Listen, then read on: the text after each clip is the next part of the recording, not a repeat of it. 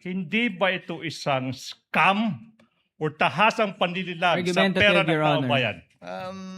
Argumentative. Your Counsel, it's not only argumentative, but kindly use appropriate language as well inside this court. Your Honor, may we move to strike that last question, Your Honor, for being impertinent, Your Honor. It's very much pertinent. I tend to agree with counsel for the respondent. The word scam is stricken from the record. It did not come from the witness's mouth. Kindly reform a bit, counsel. I think I know where you're getting at too. And you've That said would it be anyway. all for the prosecution for this witness, Your Honor. Now, last. May isang acknowledgement receipt, P18612. I should be careful. Binigay sa isang Xonisu Belat. Xonisu Belat. Tanong, nakita mo ba si Colonel Lachica na nagbigay ng 100,000 in confidential funds sa isang Xonisu Belat?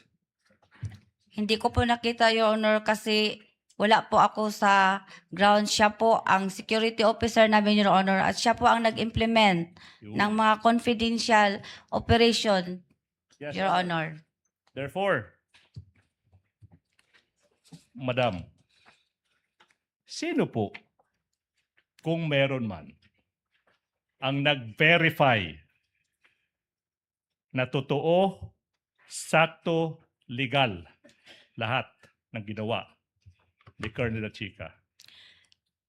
Nag-verify po ako sa kanya, Your Honor. Tinanong ko po siya, Your Honor. Tapos yun ang sagot niya, Your Honor. Ma'am Gina, yung mga dokumento na binigay ko sa iyo, yan po ang mga resibo na magpapatunay, Your Honor, na nagamit po ang pera ng confidential fund. At saka, Ma'am Gina, wala po kayo. Those are sensitive matters, sensitive operation po, Ma'am Gina. Confidential po yun. Okay, let me continue.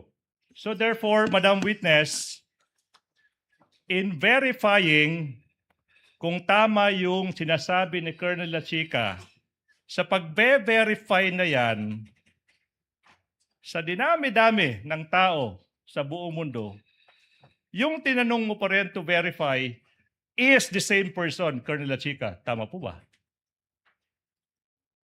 Hindi mo rin nalibog na pud ka. Opo, I will move on. taas manggod ang... I will move on, Your Honor.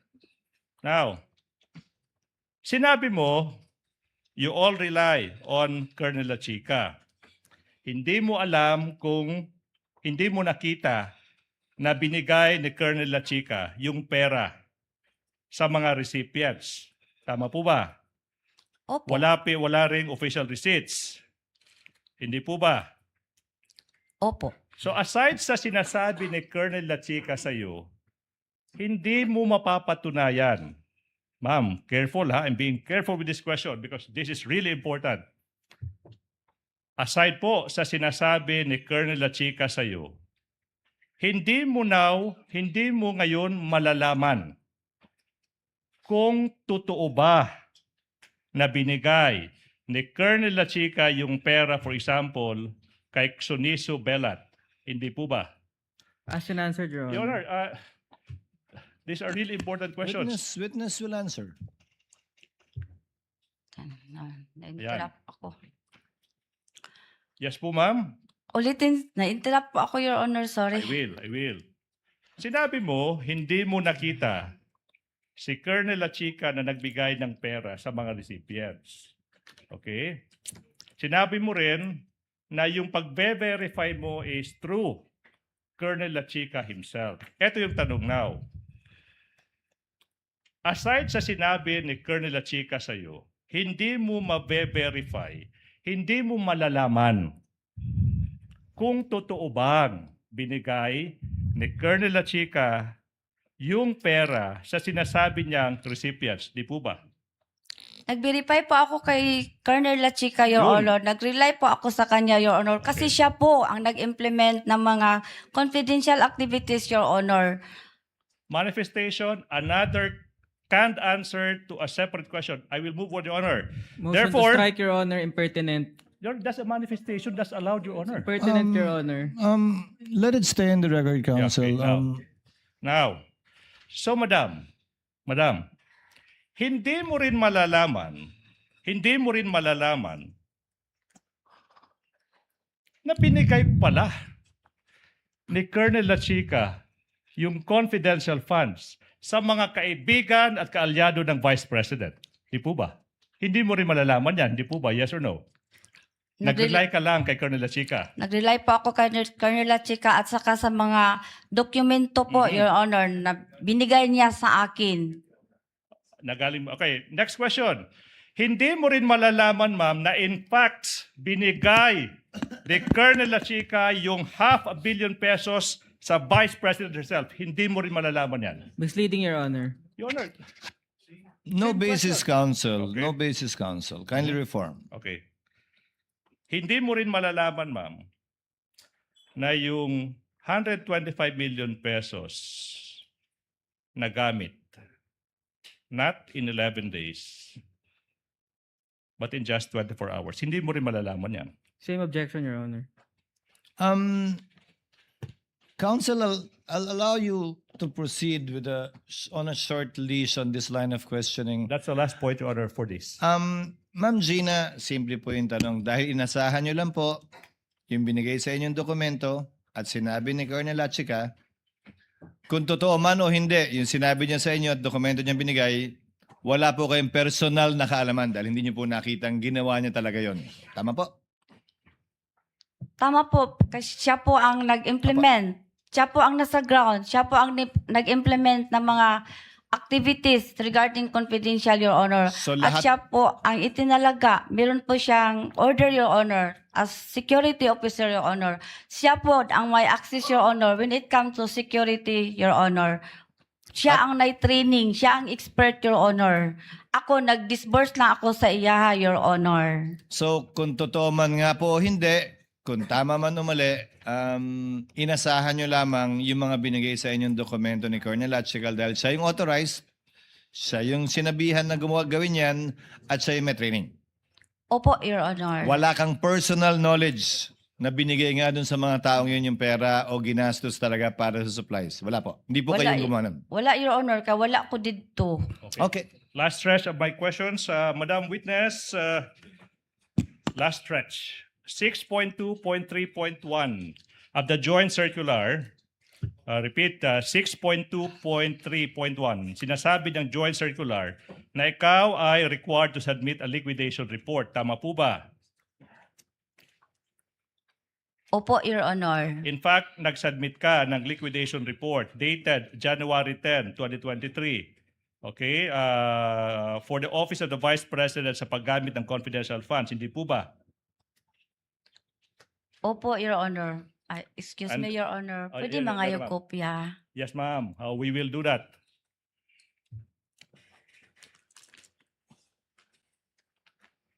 Salamat po.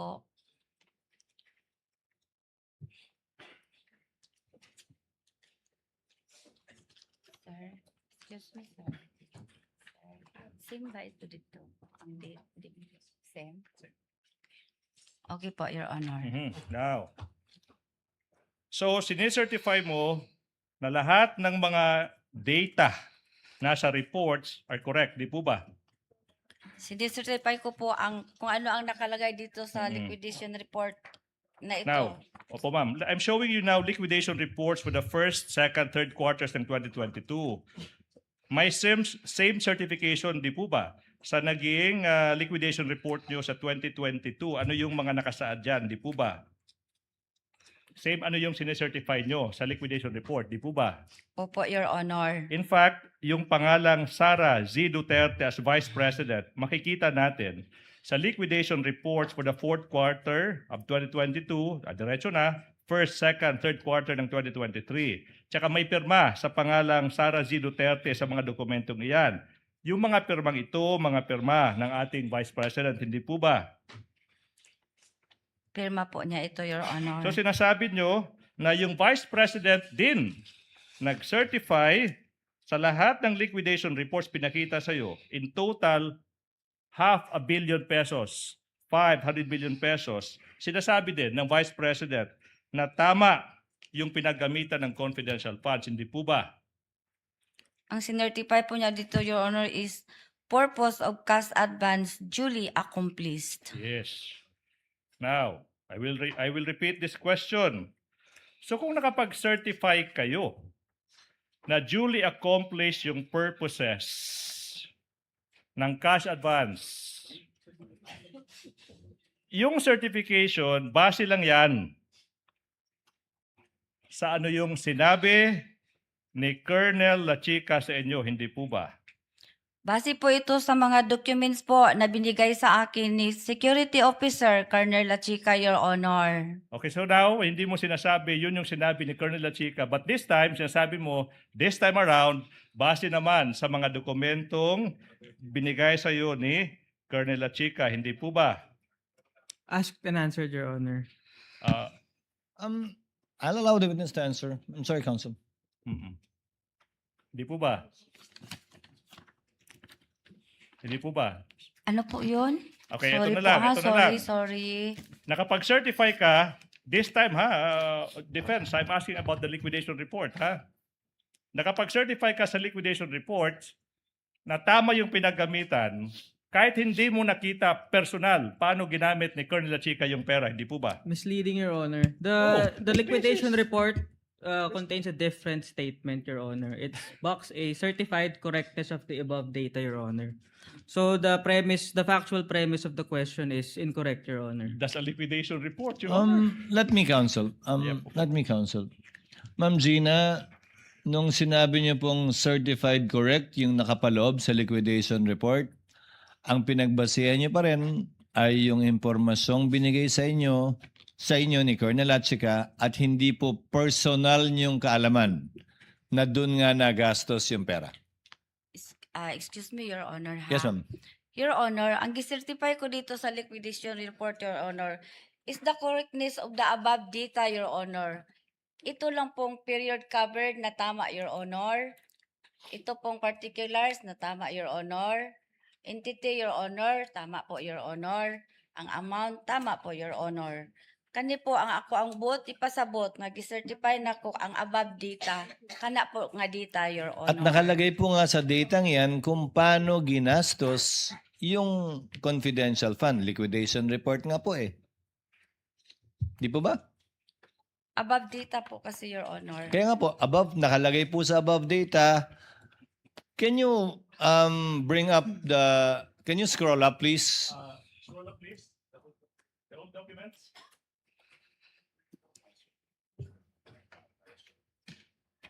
Can you zoom in on the Zoom in, please. particulars?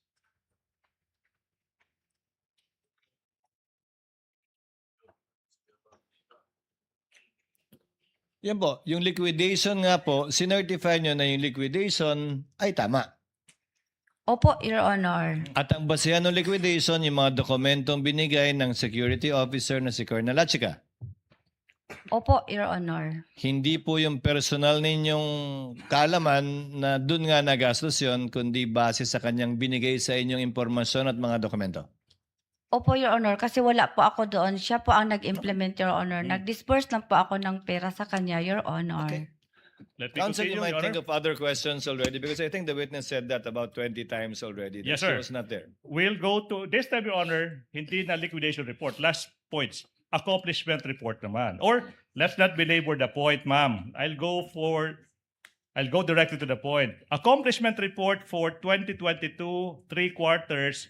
Sinasabi nyo na tama yung pinagamitan ng pera ng taong bayan, 500 million pesos, kalahating bilyon, pera ng taong bayan. Sinertify nyo na tama yung pinagamitan kahit wala kayong personal na alam kung totoo bang tama yung pinagamitan ni Colonel Lachica kasi nga nag-rely lang kayo sa sinabi ni Colonel Lachica sa inyo, hindi po ba? Nag-rely Misleading, po. Your Honor.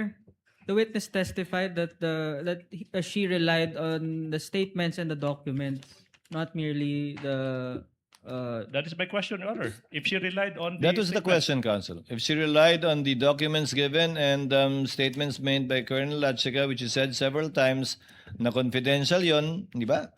You may repeat it again, Ma'am Gina. Your answer.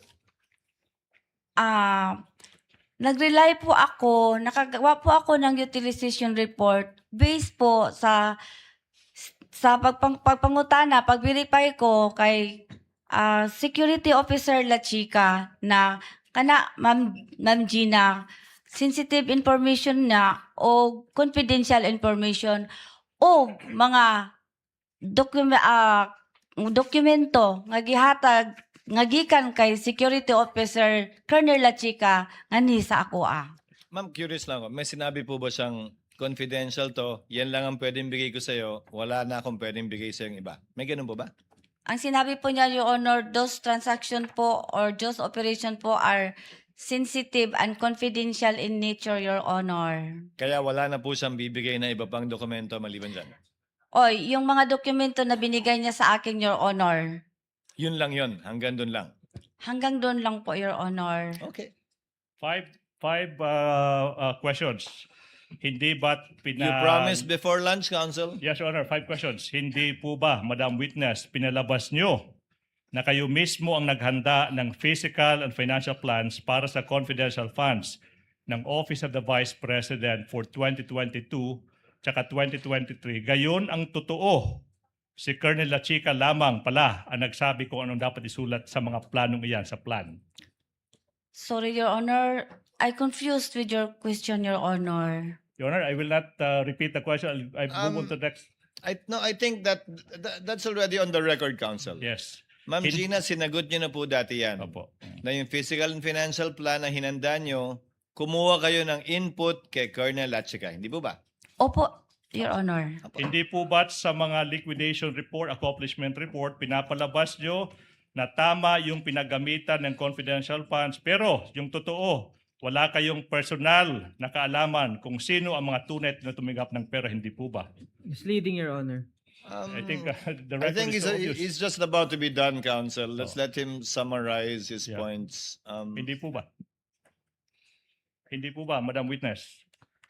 Wala kayong personal na alam na tama yung pinagamitan ni Colonel La Chica despite the report, certification. Kasi nga sabi niyo, nag-rely lang kayo kay Colonel La Chica and this time you added sa mga dokumento, hindi po ba? As Yes an or no? answer, Your Honor. I think as an answer. Last 2 questions, Your Honor. Again, for emphasis, I think the witness will confirm that. Tama po, Ma'am Gina? Nag-rely po ako sa sinabi ni Colonel La Chica at sa mga document na binigay niya sa akin, Your Honor, after po na-implement po niya sa ground ang mga confidential activities po, Your Honor. At wala po kayo sa ground. Yes po, wala po ako doon, Your Honor.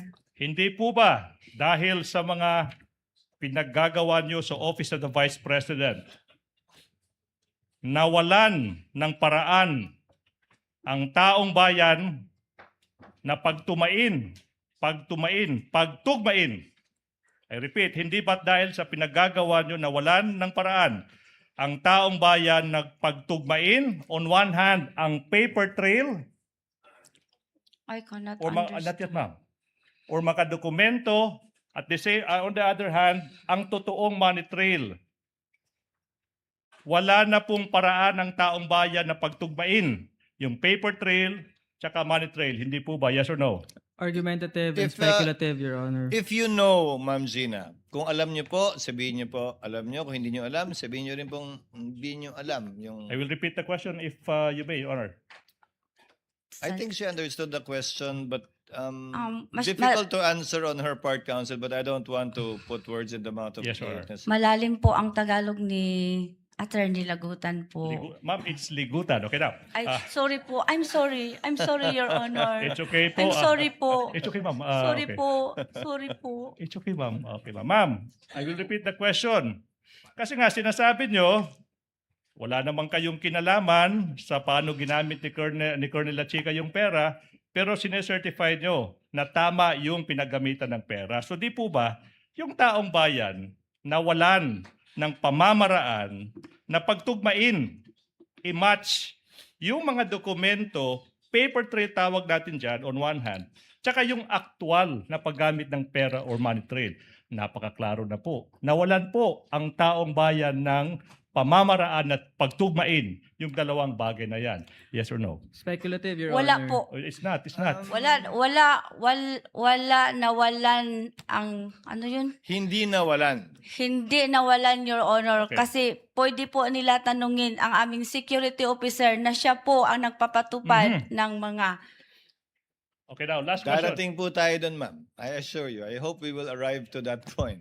Ma'am, Po. hindi ba ito isang scam o tahasang panlililag sa Argumentative, pera ng Your taong Honor. bayan? Argumentative. Your Counsel, it's not only argumentative, but kindly use appropriate language as well inside this court. Your Honor, may we move to strike that last question, Your Honor, for being impertinent, Your Honor. It's very much pertinent. I tend to agree with counsel for the respondent. The word scam is stricken from the record. It did not come from the witness's mouth. Kindly reform a bit, counsel. I think I know where you're getting at too. And you've That said would it be all anyway. for the prosecution for this witness, Your Honor. Do you want to start with your cross, counsel, or do you want to start your cross after lunch? Can we do it after lunch, Your Honor? Yes, we certainly can, but we shall 45 minutes. 12:40. We shall, since it's only 11:45, we shall break for lunch and shall resume at 12:30. I hope 45 minutes would be enough with the senator judges. Ma'am Gina, lunch break po muna tayo. Makakababa Opo, po kayo sir. sa witness stand. Huwag po kayong kakain dyan, ha? Kumain po kayo sa lamesa. ng Salamat po, komportable. sir. Salamat po, Your Honor. Thank you. We are on recess and we shall resume at 12:30 in the afternoon.